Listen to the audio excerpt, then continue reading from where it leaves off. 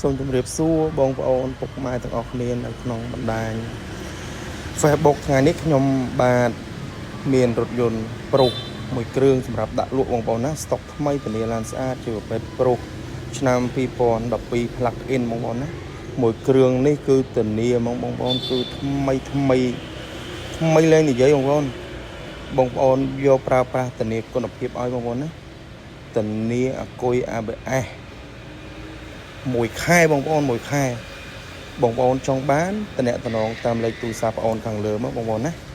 បាទឡាននេះថ្មីក្នុងថ្មីក្រៅបងប្អូន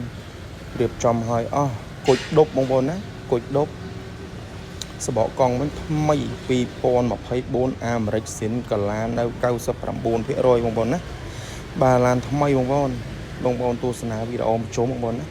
ថ្មីទាំងក្រុងថ្មីទាំងក្នុងថ្មីទាំងក្រៅបងប្អូនចង់បានតាក់ទងមកបងប្អូនណាធានាឡានថ្មីយកទៅប្រើអេមតម្លៃវិញមក5ពិសេសបងប្អូនណាហើយមានសេវាកម្មបងរំលោះ25ខេត្តក្រុងបងប្អូនណាឯកសារដាក់ភ្លាម2ថ្ងៃជាប់ដកឡានផ្លឹបបងប្អូនណាបាទគឺអេមតែម្ដងតម្លៃមហាពិសេសបងប្អូនចង់បានខលមកបងប្អូនណាមានការធានាត្រឹមត្រូវបងប្អូនឡានខ្ចីអេមខាងក្នុងថ្មីណាបងប្អូនអេមស្អាតណាស់ឡានហឹបបងប្អូនណាឡានណែនក្ដំទៅកតំបងប្អូនហាប់ចាស់តែម្ដងបងប្អូនណាបាទ